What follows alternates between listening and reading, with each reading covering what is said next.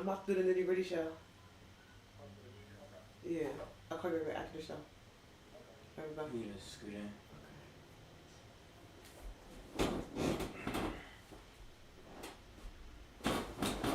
Leave this thing loud on me at all times when I need to get it tight.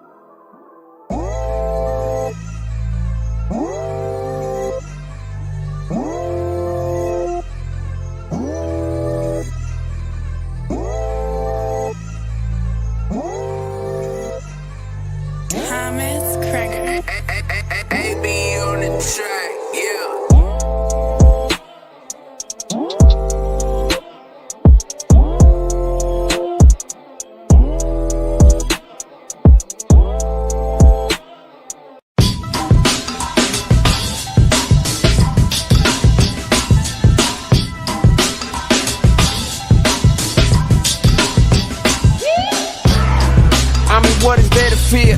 I'm from Black America, it's just another year. You knew the disrespect by your elected puppeteers, but let me show you how to persevere. Cause get up every time somebody knock it. Yo, yo, yo, what's up?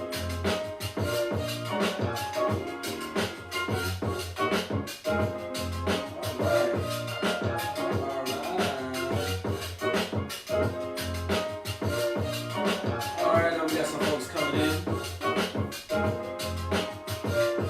What's up, IG? What's up, Facebook? What's up, YouTube?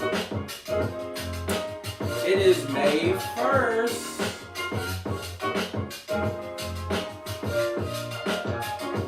Today we are talking about having possibly a high estimation of oneself.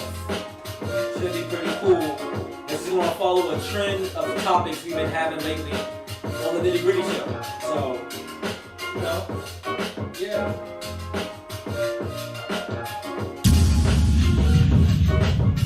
Got Clarksville, Tennessee in the building.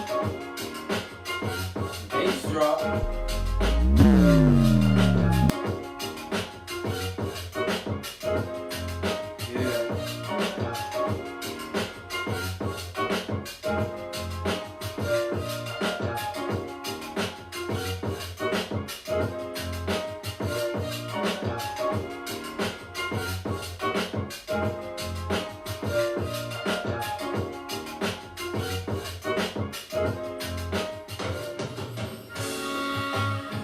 man, what's good? We got DC in the building. In the background, if you don't know, that is Full Circle. Shout out to Herman Altar and Full Circle. Check out their album for my IG folks, right? I know it's backwards for y'all, but yeah, Full Circle. Got that playing in the background. Available today on all streaming services, so go check them out. If you like smooth jazz or easy listening, holler at them. If you're in the Clarksville area, you could have seen them live at Madeline or The Madeline down there in Clarksville, Tennessee, where they did their album release. You can still, if you're in the area, you can buy the album. Actually, it doesn't matter where you live, you can buy the album. They'll ship a disc to you. You can't get this copy because if you see, or if you was able to see closely, this one has been written out specifically for me, so this one is not for sale. But yeah, you know, first album, EP, love you son. So this is mine. You can't have it, you know. And that's our sponsor for the month is Full Circle. So definitely check them out. Herman, please send me all the places that people can find Full Circle. If they want to contact you directly to buy the album, and we'll shout that out before the show is out over today. But yeah, check that out. We'll be playing Full Circle in the background all day today. And actually for the next few episodes, it will be the background music, because we always got background music. It'll be the background music. Hopefully your publishing company there, don't flag your own son. Alright? Don't flag me. So when it goes to YouTube, don't flag me, please. I got your permission to play the album. Alright? So no, that's a little funny laughter there. So look, thankful to have you guys here. May 1st, we're going to be getting into a few conversations. If you've been following the Nitty Gritty Show, we've been, we love to talk politics. We're going to be doing a lot with that coming up because it is the not primary, it is the midterm. So a lot of elections going on here in the local area and across the nation. So we want to get into that. But I think it's really important that we have conversations around some common themes, right? And I'm going to beat these themes into a dead horse. So when it comes to making smart decisions, when it comes to creating families, right? Not being emotional about it, but like just talking about the numbers. When it comes to positive affirmations and things of that nature, once again, adding some logic to the conversation, not to rain on anybody's parade or mess up anybody's spiritual belief or how they perceive the universe and all these great things. But even in these things that people practice, there's some terms and some other things that go overlooked. And we're going to address that so that way you can actually realize those things that you're affirming or visualizing and vision boards and all that. So we're going to break that down. In some current news, and we're going to have a deep conversation about that coming up as well, the Johnny Depp situation is crazy. Did you see that? Johnny Depp and Amber Heard? I didn't watch it. Anybody been following that story? I understand what's going on, yeah. So, I mean, the gist of it is Johnny Depp, his career kind of took a little bit of a hit, right? Yes. I mean, really bad actually. And you haven't seen the Pirates of the Caribbean in a minute. No, you haven't. I mean, in the last one he wasn't totally happy about, but his career kind of hit a little bit of a hit. And it's interesting because in all of that, he's being sued by Amber Heard for like defamation of character and all that. But she's been part of the Aquaman movie. She's been part of the DC movies. But she's been basically attacking him. And we're going to talk about how men as well can be abused in relationships. There's a narrative that only happens to one gender. But more often than not, when we start talking about rape, molestation, abuse, it happens to men at a very, very high rate. And that kind of just goes overlooked, right? So we're going to talk about that on the Nitty Gritty. Not tonight, but that is a conversation that is coming because we need to dive into that big time. Will Smith, Johnny Depp, they're showing us another side of conversation. And this is not to beat up on the women, and this is not to put the men on the pedestal. This is just to say, like, there needs to be work done on both sides, period. And if you try to put it all to one gender, well, automatically you're already losing. So we're going to talk about that. Also, in some current news, NBA playoffs in full swing. Shout out to the Memphis Grizzlies getting past the Minnesota Timberwolves. That guy, John Morant, he's a beast. I don't know if we have any basketball fans out there, but if you're not watching, I'm telling you, you're missing some amazing basketball. This next generation of players, they're pretty awesome. I've been excited watching them, and I'm looking forward to seeing where that goes. And then also, I feel like I'm missing something. Oh yeah, and also shout out to Kingdom Fellowship. Today, they had their first communion service. Over the weekend, we had our Occupy services because we're occupying our new building. T.D. Jakes was there. Hezekiah Walker came through.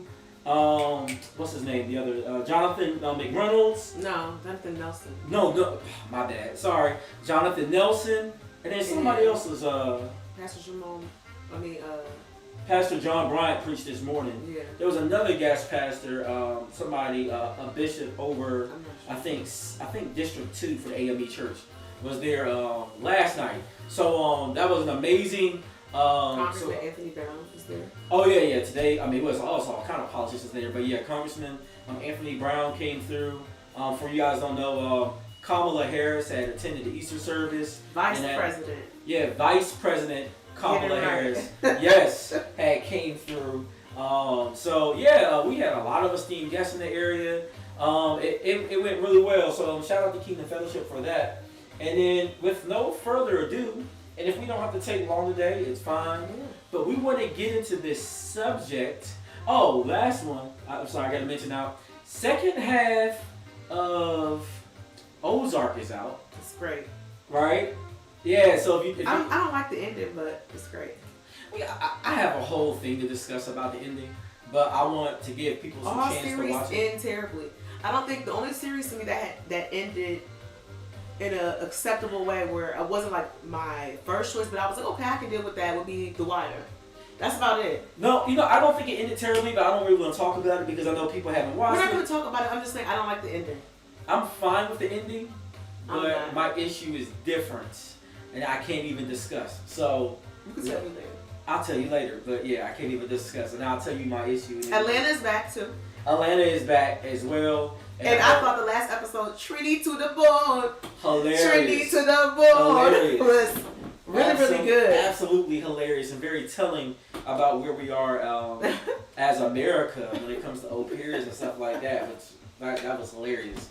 So we'll get on to that. So let's go forward. Let's get down to the nitty gritty. So we want to talk about people who have a high estimation of themselves. If anybody follows us on IG, when we were on our anniversary in Jamaica, I actually went live and I talked about this because we had, wasn't it a young lady that went online or something, and it was something that stirred it up. But basically, there was a young lady that had something to say about men or whatever. And trust me, I'm attacking both sides tonight, so just bear with us. But anyways, I had went live about that. Anyways, what I've seen is it's interesting in this world we live in. People think very highly of themselves, and I know and I know that people still deal with insecurity. That's a very real thing. I think sometimes people mask a sense of confidence behind insecurity. But for the most part, most of the world has adapted to this idea of they'd rather wear the mask, right? Mm-hmm. So, IG is the biggest one because everybody likes stunting on IG. Everybody got Gucci bags on IG. Everybody rocking Tom Fords on IG. Everybody got Amiri jeans. And by the way, Amiri jeans are like $1,000 for a pair of jeans or can't get that high, right? Everybody got an Hermes bag. Everybody drive a Mercedes. Everybody takes lavish vacations. Even if they're going to repost the same vacation from 5 years ago, on IG, the biggest clout chasers and fronters on IG. And I think we have this situation where do we find the balance between healthy affirmations and believing yourself, and at what point does it become something destructive, whether it's arrogant or to the point that you think so high of yourself that you think you're better than other people, which is pretty much the definition of arrogance. So where's the balance? So I gotta ask this question to anybody watching. How do you feel about this culture of appreciating oneself or positive affirmations, right? Because everybody's like, I'm vision boarding, I'm gonna fake it till I make it. But sometimes people don't ever make it. They're just faking it. To the point that they faked it so well, they think they're better than everybody else that hasn't made it yet because they're faking as if they've already made it. So I'll be curious to know, how do you feel about, these positive affirmations, people's determining of their self-image or their self-worth? Do you feel like it's inflated in today's world? Do you not think it's inflated? I'll be curious to hear your thoughts. I think it's a very delicate thing because in one breath, society has a very strict rubric for how one should feel about themselves, right? Mm-hmm. Society tells you that you should be a certain complexion, a certain height, make a certain amount of money, be a certain amount of weight. Society tells you that if you make certain mistakes, you can't be anything. So I think that there's a strict rubric, and so I think for people who might have dealt with self-love for a very long time, they just kind of they reach a place in their adulthood where they say, F it. I'm just going to celebrate who I am because God made me this way, and I'm not going to just change who I am overnight, so I'm going to just celebrate myself. And it could be masking insecurity, but I also think in some ways they feel like they come to a place in their life where they realize they have to love themselves, because if they don't love themselves first, who's going to love them? Who's going to love you more than you're going to love yourself? Mm-hmm. So I think in those aspects, it's a good thing because no one should feel bad about who they are. But I do think because of likes, people can tend to have a high estimation of yourself. So if you are popular or you're getting a lot of likes about something, you might be inclined to believe you look better than what you really do, or you're doing better than what you really are.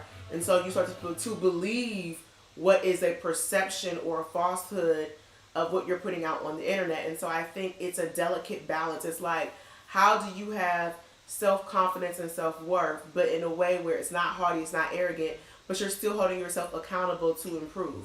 As an example, we know that, weight is a very sensitive topic, right? And there are people who say, how dare you shame larger bodies, right?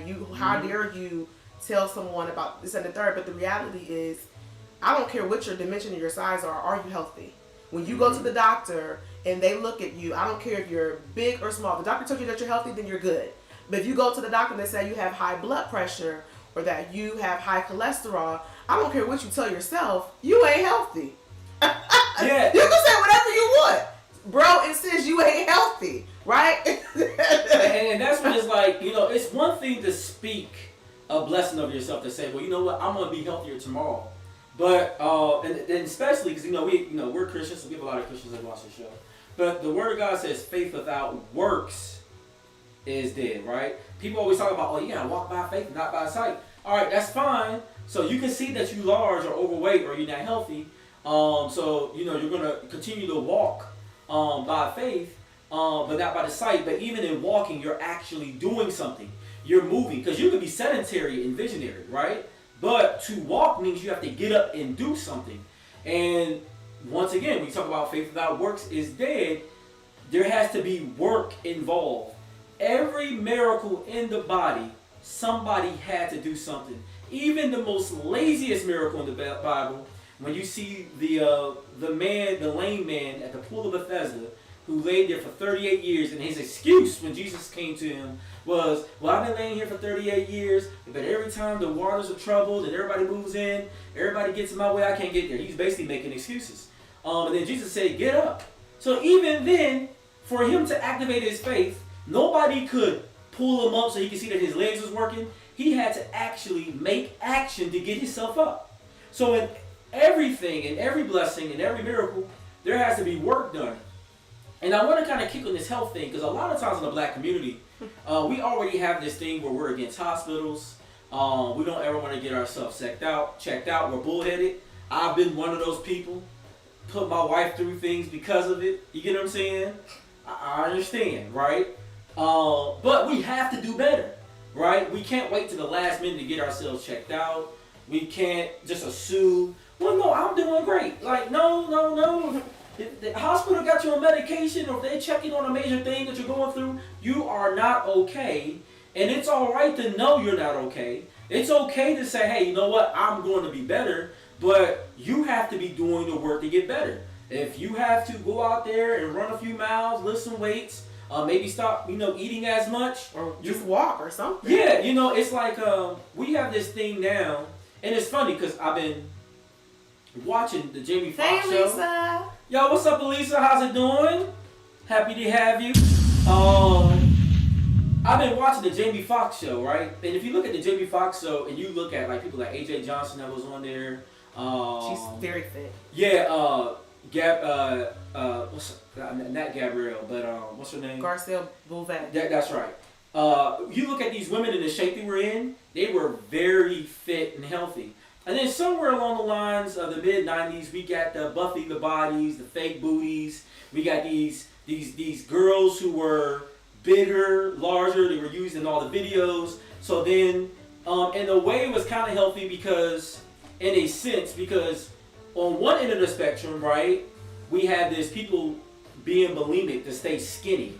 Because people just assume, well, if I'm skinny, I'm healthy. And just being skinny doesn't mean you're healthy, right? If you still have conditions and stuff that the hospital is working on, that doesn't mean you're healthy. But then at the same time, people started saying, well, I want to be healthy, I want to feel good in my own skin. And to some measure, that's healthy as well, right? Because a chocolate sister should feel like she's just as beautiful as a white girl, right? A redhead should feel like she's as attractive as a blonde girl, right? Because these are things that they really can't change. I mean, I guess people do bleach their skin, and I guess people can't color their hair, but this is naturally who you are. When it comes to things who are controllable, like our cholesterol levels, our weight, things of that nature, that's when it's like, okay, I get it, and I know I'm going to get attacked for this. There's the Lizzos out there, but that's not a healthy way to be. I'm sorry. And I understand that there's a lot of people going to say, well, the scales are shifted for international communities, so that means they prefer white people or Asian people, but guess what? Black people like us that happen to live in Africa are also of a smaller frame, but they eat very different from us. And even the ones that eat a lot of starch, like rice, they walk a lot. Even in Italy, where they eat a lot of pasta, they do ride bikes regularly, right? So you have to match your diet with your eating. We're not going to have a conversation around food per se. We'll save that for Dr. Jonine Ford when she comes on with Ford Wellness. But at some point, we got to understand the lie, and I'm going to call it a lie, from the positive reinforcement. The positive reinforcement is, you know what, I done picked up some weight, but you know what, I'm going to work every day to get healthier. But at the same time, it's still loving yourself during that journey in the process. That's fine. But to be unhealthy and to celebrate your unhealthiness and saying, I'm not going to body shame and I'm trying to be... And I look good. Yeah, and I'm trying to feel good on my own skin. No, that's not it. That's uncontrollable and you need to do something about it. But so many of us have taken on this theology that's so popular amongst people now where we want to feel great about doing bad things. Drugs is another one, right? And I understand marijuana is legal, and I understand that marijuana from a scientific practice has its uses, right? So great for people in pain, so cancer patients. Great for people suffering PTSD. It's been studied to help them sleep better. But then for every study that shows it's positive, there are still reinforcing studies that show, the chronic use, if all words chronic, right? The chronic use of marijuana can cause memory damage to brain cells. Anytime you're inhaling a carcinogen, so I don't care if it's cigarette smoke or weed smoke, that can cause issues to your lungs, right? We found this out during the pandemic that, heavy marijuana smokers had increased risk of respiratory issues, right? Because of the smoke inhalation. Now I understand there's other ways to partake with THC. There's edibles and all of that, but even then, they tell you to be careful It's not something you should do while driving. So everything should be done in moderation. We got 2 comments. Your dad said, yes, Juan. Yes, we agree with you, Juan, on the health issues in culture. And Elisa said, basically talking about Lizzo, she's morbidly obese. That's never good. And I know we started the conversation. So the conversation, for those of you who are chiming in, like, what is the topic? It's basically about having a high estimation of yourself, almost to the detriment of yourself, right? Yeah. We're talking about, what is a healthy balance of self-love? And there is a topic I would like to touch on, but I know that it is such a taboo topic that if I touched on it, it's going to ruffle feathers. So I'm not going to touch on that topic. Which one? I ain't even going there because I already know people going to be like, But I'm going to go to another topic. So when people who they tell themselves, well, I look good. They tell themselves, I look good, I do things good, my family's good, we're all of that. So these are people that because they go to the store and they buy name brand, they are now feeling like I'm better than the rest of you because I rock name brand. Even if they're putting it on a credit card and they can't afford it. Even if they don't have enough money for their mortgage. These people have convinced themselves that they are better and that they look better than you and that they are better than you simply because they're buying Gucci, Prada, Burberry off the rack. And that's not a good high estimation of yourself. And then there are some people who have this falsified image of, I look good, my husband look good, you can't tell me nothing, I'm never wrong. Those are other people that are also equally as damaging to not only themselves but the people around them because they don't have the ability to be humble enough to hear the other side, apologize, and acknowledge that you're not always perfect, your family's not always perfect, and there are consequences that you can, receive by doing something that is not favorable or likable to others. And so these are all examples of a high estimation, and we have acknowledged earlier in the conversation, could be rooted in insecurity, could be rooted in narcissism. Yeah, I mean, it's interesting. So, and shout out to Kevin Samuels and like some of the stuff that he's doing. She said, "Ruffle our feathers." I was talking about the people who feel one way, and obviously they're not happy, so they get all this love about live your life, do your thing, and they want to change. And it's like, in one breath, we're telling people to love themselves, but another breath, we're telling them people, well, go and girl, you go get a BBL or do whatever. So I'm confused. Which message are we saying? Yeah, I'm confused. Shout out, we got Tom Scott in the building. So shout out Baltimore, shout out New York connection. She said, as my father used to say, some people are perpetuating the fraud. It's a false sense of I'm good. And that's so true. And I see this to be very true, especially in relationships. So I was just about to go there with the whole Kevin Samuels comment is, I mean, he y'all don't gotta like him, but he be getting these girls together with facts. You know what I'm saying? I'm all about the facts. So there, and that's sometimes what we don't do. And we kind of talked about this in the last episode of the Nitty Gritty Show, where we were talking about child support, and we did it from a very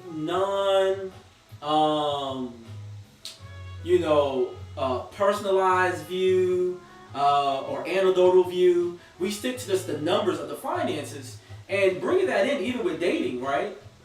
There are some people out there, I've heard, I'm actually attack a few things around the line of dating. I've heard women and men, dealing in the black community specifically, I've heard men say, well, you know what, I'm tired of these black girls, I'm gonna go get me a white girl, right? I've heard sisters say the same thing. All these ain't nothing, you know what I'm saying? I'm gonna go get me a Bob. Now, I got a question to all of you. Has Sarah or John been paying you any attention beforehand? Because I'm sorry, sisters, if the white boys ain't approaching you in Target now or in Whole Foods now, then guess what? You really can't run to them because they're not checking for you. And brothers, if every time you walk past a white woman, she's clutching her purse, guess what? You're not running to white women because they scared of you in the first place. If that's your situation, it's this idea that, you know what, it's got to be something wrong with the whole race because I'm so great. And at what point are we investigating ourselves to say, you know what, maybe I'm the common denominator behind all my failed relationships or lack of relationships. Maybe there's something I need to do to work on for me. And that's a concept that never comes across anybody's mind. I want to say this, and I know that I already know people are going to come at me crazy.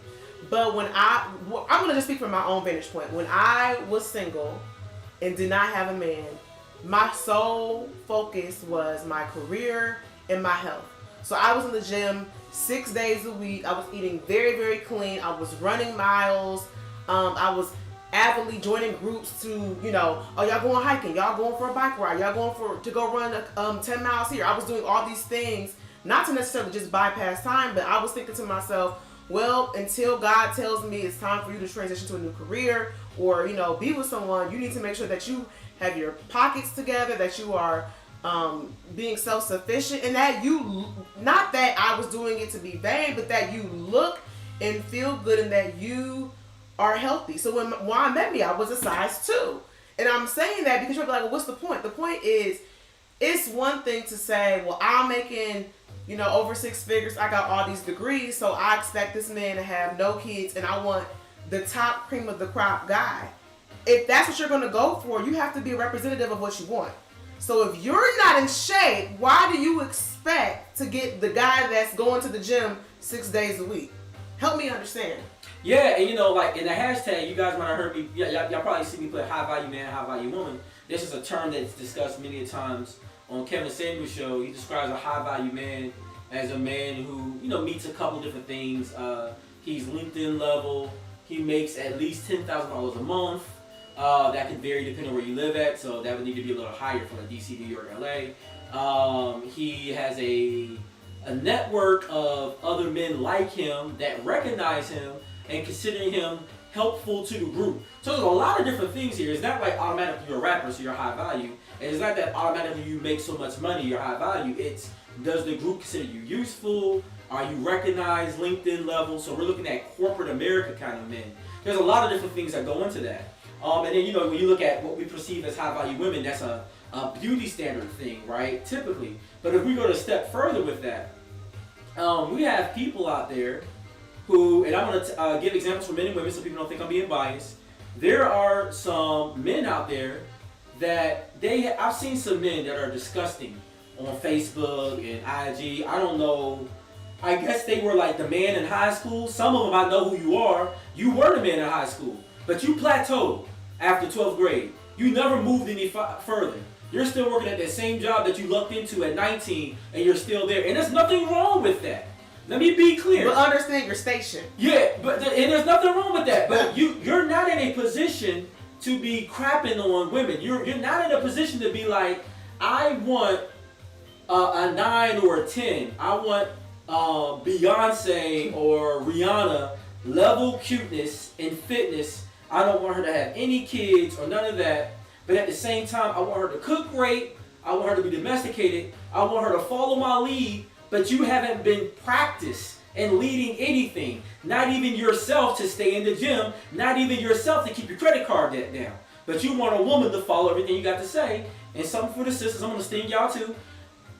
If you have, let's say you got bachelor's, master's degrees, some of y'all are PhDs, right? But if you have $200,000 of student loan debt, then you add on another $50,000 of credit card debt, you got a decent looking car, so now that's another $50,000 of car debt. At least it got me weak. Right? She's talking about the Al Bundys. Come on. No, she made a good point. And she also said before, people also say what they want, but they rarely look at themselves to be what someone else wants. And then Sandra said, in my opinion, Kevin, is not a high value. He just has a platform to run his opinion. Basically, she's saying Kevin seems to be running his mouth.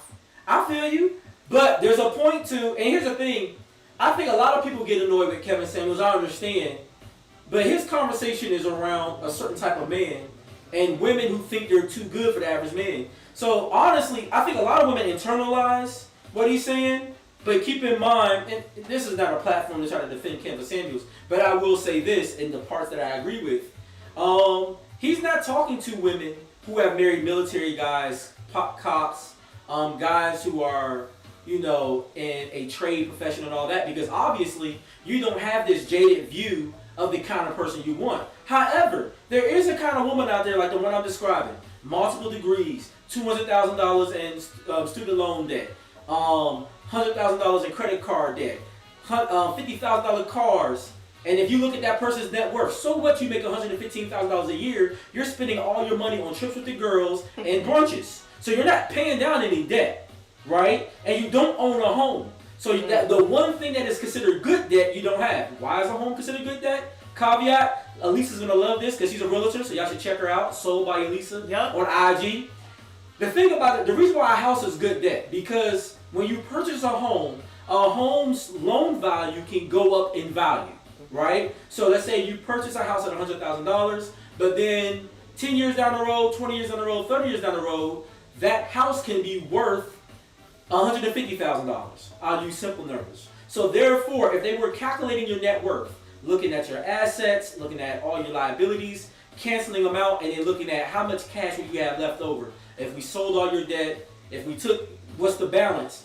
If you have a $100,000 home loan, you pay and it's now worth $150,000. You literally have $50,000 going towards your net worth, right? Because if they're saying if we were to cancel out that loan and sold it to liquidate it, you'd be sitting at $50,000. That's why a home, and it's almost the only thing that's considered good debt because it increases in value. Newsflash. Student loans is not good debt. You know why? At no point does the student loan appreciate in value for you as liquid cash. Can it open up some doors for you? Sure. But for the most part, it's a liability because it would only take money out your pocket. Your house, though, builds equity, right? Shout out to Brent Rooker, another real estate agent on the live. So that's considered good debt. For all the credit cards, cars, all that stuff, it depreciates in value. It is not good debt. So if you have all of that, and I look at your net worth because you don't own a home, because you're living in a luxury apartment, your net worth is below zero. Matter of fact, you can look at the census numbers.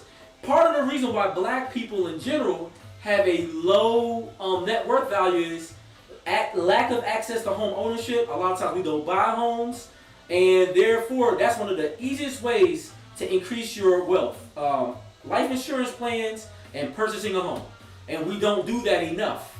And we don't have whole families, so then it makes it even harder to qualify for said loans. Much easier to buy a house with two people than it is with one person. You're getting for all of my strong black women out there that want to be by themselves. So, all right? But Sandra said that's a woman who was living a reality TV fantasy. Education accolades with no priorities. So the topic of today is having a very high estimation of yourself to the detriment of yourself. Yes. And so I guess the question I have for the audience and for you, what does the balance look like? Like, how are you able to have self-love, confidence? Because I think being confident is very important.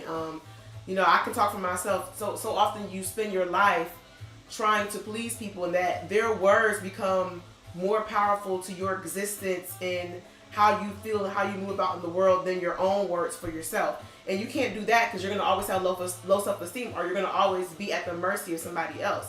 So what does the balance look like to have a good confidence level for yourself, feeling great about what God is doing in your life, your purpose, but also being humble enough to acknowledge when you need to improve? So the answer is, and this is going to sound weird, but just follow me. Hospitals, God, Alcoholics Anonymous, Narcotics Anonymous. And you're like, what do the four of those things have in common? Guess what they have in common? In all four of those institutions, for them to work for you, you have to first realize you have a problem. So if you're going to the hospital, you have recognized I have pain, I have lack, I'm not sleeping properly, I'm throwing up, I'm bleeding, I got a bone projected out the side of my body. You realize something is wrong, so you go to the doctor knowing I have a problem, I need your help to fix it. Right? The church or relationship with God. To even have faith to begin with, you have to first acknowledge there is a God, and you have to realize that in order to be saved, there's something worth saving here. You realize there's a chasm between me and God, and I need God to get me over the hump, because the way I'm living, the way I'm currently operating in my life, it's going to take a miraculous approach to turn this thing around. I need Jesus in my life, right? So you have to get saved. But in order to get saved, you have to realize I need saving. Follow me? Mm-hmm. And for those that, I don't believe in the hospital, this is a conspiracy theory, and I'm an atheist and I believe in the universe. Okay, but y'all believe in science, right? So y'all know Alcoholics Anonymous and Narcotics Anonymous. The first thing they say in those pledges, right, or in those stanzas is that you have to first acknowledge I'm a narcotic or I'm an alcoholic. So once again, in all four of those instances, you have to realize that you lack something, that you need something, or something needs to be saved or drastically changed to move forward, right? So when you're looking at this healthy estimation of ourselves, it's understanding where you currently are. That's the first step, right? Then that's where the positive affirmations can come in. So there's a businessman, I think his name is, what's his name? Johnny Ma. He was saying, don't ask yourself, don't say, I can't afford this. Ask yourself, how could I afford this, right?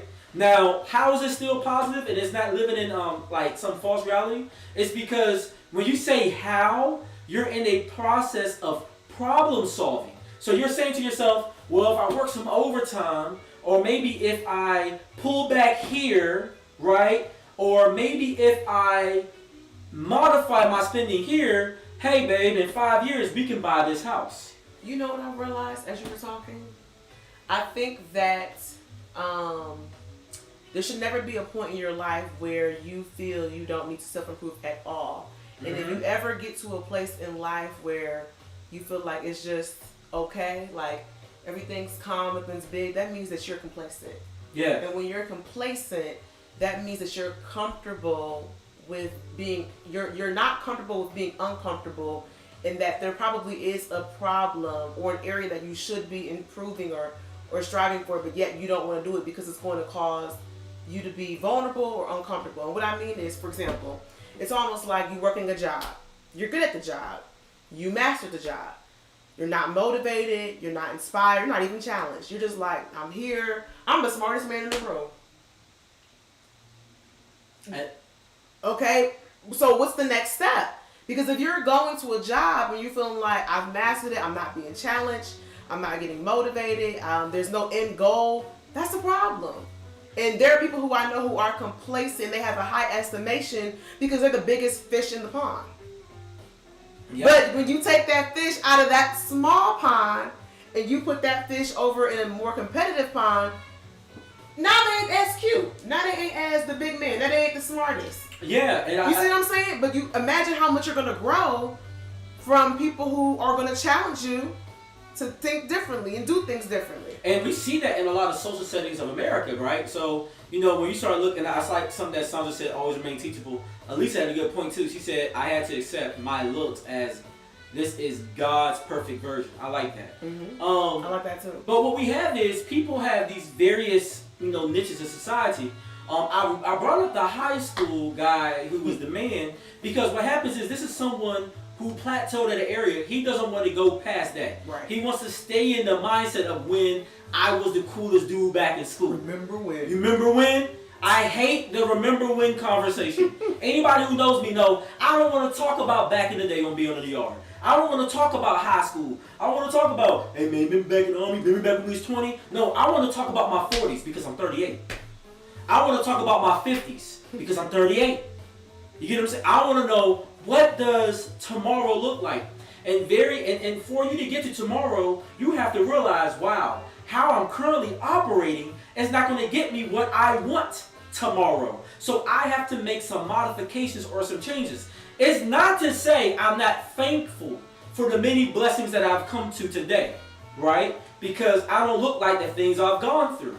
And I think so often, some people assume this message of let's be better, let's be complacent. It's all right saying, hey, you know what, I'm blessed, I'm happy, I found my niche in society, that's cool. Where we're challenging you to be better is when you think you're still better than everybody else, living off yesterday's battles. That's the problem. That's the high estimation. It's when, hey, you remember that one time I went viral? oh hey, because that's the currency of the day is clout, right? Hey, remember that one time when I got those 100 likes in that one picture? I was fly. Okay, yeah, you was fly last summer, but and that's cool if that's what you got going on. But just to assume that once upon a time, because you was the man and you're still better than everybody else, it's the I'm better than everybody else that becomes detrimental to you. You got some women. I know some women who they've been married for a long time, and because they were married early, they have a mindset of, oh, I'm the ish. I got a ring before all the rest of y'all. Oh yeah. And back in the day, I was the hottie trotty, and I was sought after. Well, back in the day, boo boo, that was 30 years ago. If you was to be single on the market today, I'm pretty sure you would not be what all the guys are going for. So let's reel it back in and kind of, get in touch with reality. But I guess the question is, where does this delusion come from? Where is the delusion that I'm doing good? I don't need improvement. Where is the delusion that who cares if I'm big and fabulous? Like, where does this come from? Yeah, I think what it is that people. The thing is, change is hard, right? Yeah. Working out and being healthy is hard. Yeah, right. Hello. Anything that challenges you in hard. So I think what happens is, I think people realize there's a chasm, right? And I could use all 4 examples. It's the person that knows I'm sick, something's not right in my body, but I'm not going to go because their ego won't let them go there. Or they don't want to face the reality that I have a problem. I know this is a life or death situation, but you already know when I go to the hospital, they're going to tell me that something wrong. I hate going to the hospital because they're just going to tell you something wrong, but something is wrong. You know something wrong. You breathing different. You walking different. You sleeping different. Your body don't feel the same. You know you're supposed to go, and you refuse to go, right? Because you're afraid of knowing that now it's real. I at first I just thought there was a problem, but now the doctor's going to confirm it is a problem. So many of us won't get saved and changed because it's like, I don't want to have to uproot my family. I know that in order to stay changed, I may not be able to associate with the same people. I'm not going to be able to do the things that are my default setting. So I don't want to have to be saved because I want to hang on to what's comfortable. Matter of fact, for all my Bible scholars out there, when you look at the 10 plagues, right, that affected the Egyptians, there was one with the frogs that God brought against Egypt. And the response of the Pharaoh was, well, give me one more night to think about it. Now, at this point, there's been blood in the rivers and everything, right? And he said, and his response was, well, give me one more night with the frogs. And if anybody knows anything about frogs oftentimes denote evil spirits and possession and stuff like that in the Bible. And it was like, you know what? Leave me with my demons, basically, is what in so many words is what he was saying. Give me one more night with my frogs. I'm preaching here today on Sunday, right? And then same thing with Alcohol Anonymous and Narcotics Anonymous. So many people become dependent. If you've been watching this Johnny Depp situation, he was saying that one of his fights or battles with drugs, like ecstasy and cocaine specifically, is that with these drugs, there's a high release of dopamine. Same thing for opioid users out there, right?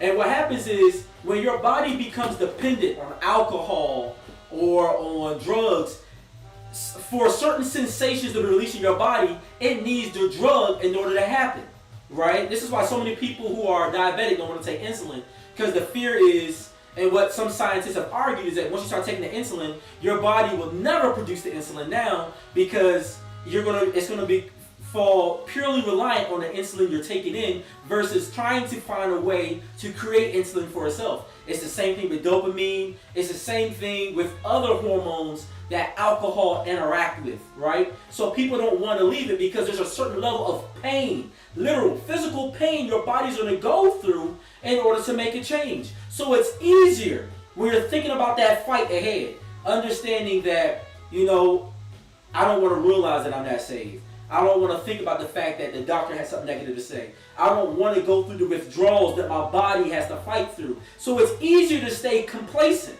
And then in the process of doing that, people start boosting me up. Well, I probably operate better when I'm on alcohol than I do than I do sober. Uh-huh. They start saying, I don't need no church. You see those Catholics over there, how they've been, molesting those children, and, I just kind of believe in God, or I had one bad experience at a church. So therefore, right? Or even in relationships, you got that one person that's like, well, I'd rather be single. You know what I'm saying? Or I don't want to settle for something. Or you have these single people, especially with women. I see this more often than men, but there's some men that do it too. Y'all ain't exempt. But I see a lot of women, they'll be heartbroken or lonely. So the first thing they're saying is, I ain't doing that for no man. Oh, your man doing this? Or they probably doing something like that. Well, all of my married friends tell me, or my single friends, we all agree. Hello, I know I'm talking to somebody this evening. They say this because it makes you feel better about the fact ain't nobody sending you nothing on February 14th. You're going to be lonely on Memorial Day. You're going to be lonely on Labor Day. You're going to be lonely during the holidays. And because you're miserable with your loneliness, you want to down talk every woman that got a man. I want to date no dude like so-and-so, girl. She must have been desperate. Hello? These are real things that happen.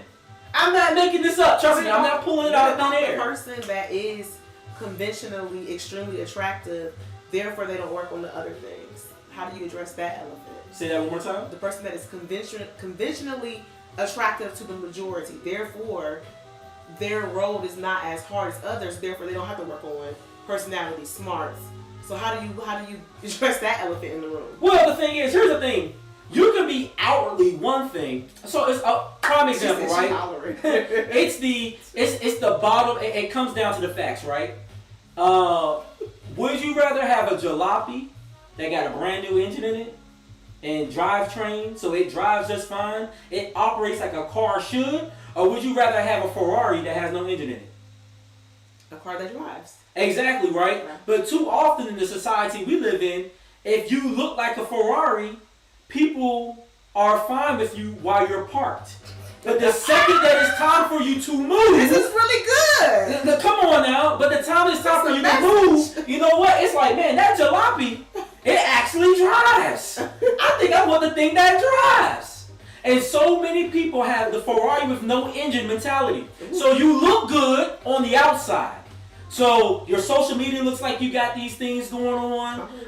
Your body makes it look like you're generally healthy because you got good genes. But then that's when you hear about people that look like waist trainer. Yeah, but that's when you hear about people that look like Prince that still die of health complications.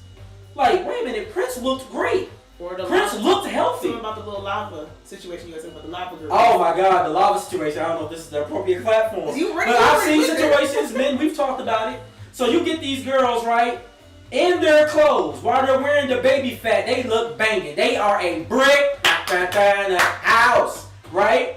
And then, God forbid, if you're in an intimate situation with them, they get to taking off all that stuff. They get to unvelcring and unbelting these various contractions to suck it all in. They got the draws to lift up the booty cheeks and everything. And then what happens is just like a lava fall, that stuff it just fall apart. All this that was boosted up here and everything, it just, and for my older folks in the building, there's a movie you guys will remember, I'm Gonna Get You Sucker. Let's go. And in that situation, this girl was bad, right? And my man, Keenan Ivory Wayans' character, he sees her and he's excited.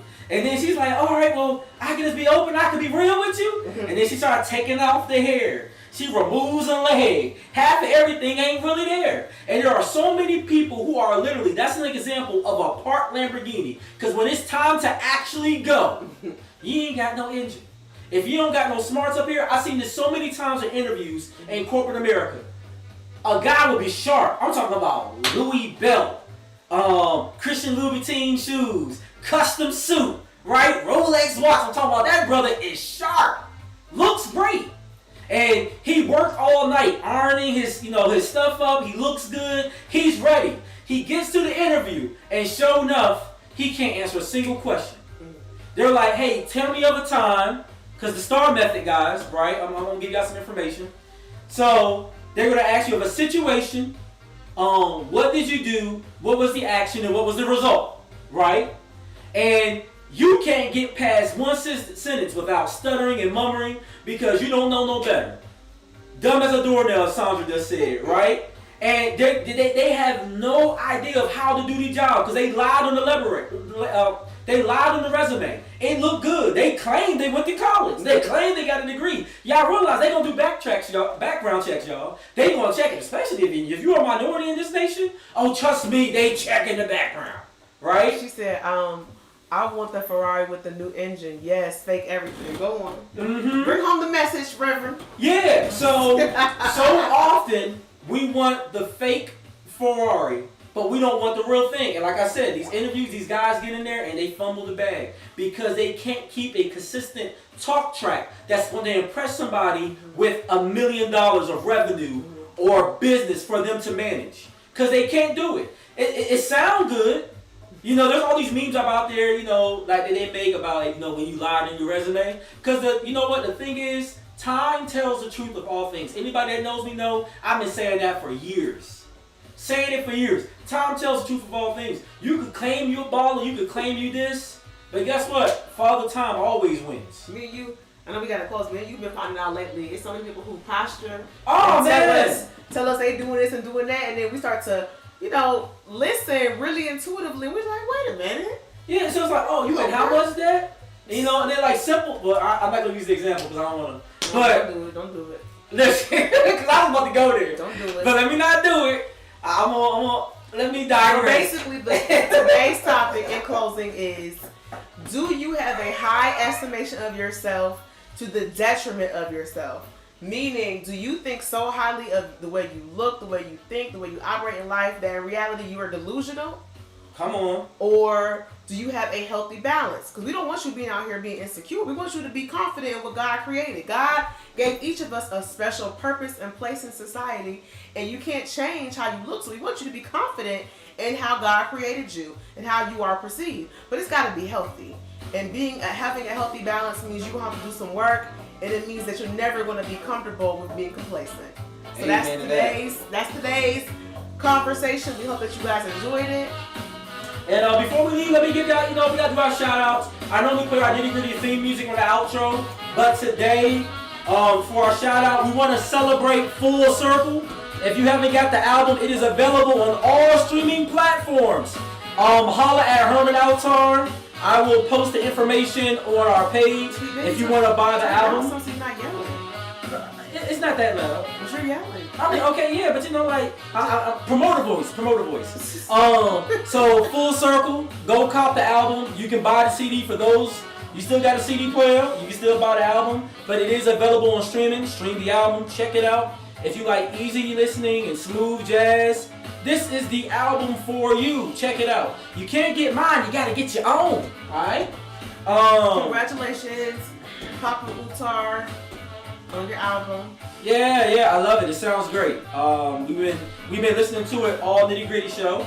Also, once again, want to shout out Kingdom Fellowship AME for your coronation services and Occupy. So happy to be in a new building. It looks amazing. If you're ever in the DC or the DMV area, please, yes, digital is available for the album, Sandra. I'm actually listening to it right now on iTunes. So look up Full Circle. It is there. Go check it out. Great album. And I know there's going to be more music coming from Full Circle in the future. So that's going to be dope. Once again, Kingdom Fellowship. If you're ever in the DC area and you need a church to go attend, come with us to Kingdom Fellowship. Great place for worship. If you're visiting, come on and check us out. Also, because I got them in the chat, I want to shout out two of our realtors. Shout out to Elisa. You can find her at Sold by Yelisa on IG. E-L-I-S-A. E-L-I-S-A. Sold by Elisa. And also shout out to our man Brent Rooker, who's also in the chat. You can find him at Rooker Real Estate on IG. Elisa is licensed in DC, Maryland, and Virginia, and Brent is licensed in Maryland. So check them out. You need to put your house up for listing. You need to buy a home. We got options. All right, so go holler at them. For some quick birthdays, let me shout out my man Cliff. just celebrating his 46th birthday. Shout out to my man Anthony Phillips. Oh, hold up, my music went away. So you know what? Let me just go ahead and play my Nitty Gritty theme music on our outro. I actually just got to the end of the album again. I played it a few times. I don't think y'all even realized. Shout out to my man Reggie Colbert, just celebrated his birthday the other day. Shout out to my cousin Nakia Mayo. Speaking of family, shout out to all the Thompson family and the Mayo family. My cousin Lachelle's homegoing service was last weekend. They sent her out with a celebration. So you know they celebrated her life. Blessings to her, but then also blessings to the family. Shout out to my cousin from another DJ Magic DaCosta celebrating his birthday. Shout out to my man Hamed. And then also shout out to our man Ashton Morgan. He's a therapist that's been on the Nitty Gritty Show. We're going to have some therapists back up as we're talking about these various, I guess you could call them social disorders, if you will, because some of y'all are out of order. So we want to bring some experts up here to talk about it. Also, best wishes to Robert White. Oh yes, best wishes to Robert White as he's running for mayor right now. That is your cousin. Yeah, my cousin, right? So shout out to that. I know there was some haters. It's a big deal if he wins mayor of DC. That'd be a huge deal. So yeah, best wishes to your cousin. And I gotta address this. There's some haters mad at him saying that he's a witch hunter. But I'm sorry, if you're doing something illegal or you're lying about your stats, I'm not gonna call your name out because you know who you are. But I posted on your comments, so I've already dealt with you directly. But if you're lying about something and someone calls you out for doing something frankly that's illegal, I don't trust you with the seat of mayor if you can't simply just tell the truth. I know I went there, but I'm ready for the smoke. We gonna see y'all later. No, that individual know who he is. He's running for mayor, and I'm not gonna say his name because I'm not gonna give him the extra clout. But shout out to Robert White, someone we can get behind for mayor of DC. But he came from my cousins. I had to let them know. You know what I'm saying? On this platform. Now, if you ever want to come up here, sir, I would be happy to have you on. We can talk about it on the Nitty Gritty Show. And then also shout out to my man Frank B. Shout out to Dale Brooks. Actually, the Brooks, they just celebrated 29 years of marriage, and his birthday is coming up on Wednesday. And then shout out to our homegirl Kia Schuler. What about Eric and his wife? Was that 42 years of marriage? Oh yeah, shout out to Eric and Wanda Smith from the Kingdom Fellowship Marriage Ministry. 42 years of marriage. Some of y'all not even 42 years old yet. 42 years of marriage. You're not even 40 yet. That's what I'm saying. And they've been together for 42 years. So yeah, definitely clap it up for that. That's amazing. Don't forget, support Full Circle. Please go download the album, listen to the album, stream it. All that stuff helps. See all right. Later. Don't forget about the Nitty Gritty Show. Right there. You can always donate a penny, 5 cents, $1, $10, $5. Come on. Offering plate, gotta pass it around. But look, y'all, thank y'all so much for watching us and spending some time with us this evening. We will see you. Actually, we won't see you next Sunday because it's Mother's Day. So you guys go spend some time with your mothers. Your mother. Your mother. For all my DC people, spend some time with your mother. Alright, because it's Mother's Day. Alright? Yeah. Happy Mother's Day. So there won't be a show next Sunday because it's Mother's Day. So y'all spend some time with your mothers. But we will be back the Sunday after that, and we will have a guest. Stephen Powell will be on, and we'll be talking a little bit more about the logic behind some of our dating options and some of the things we choose to do in life. Look, thank you guys. It's your boy Jay DaCosta. It's your girl Katniss. And together we are the Nitty Gritty. We out, y'all. Thank y'all. Blessings, and we out.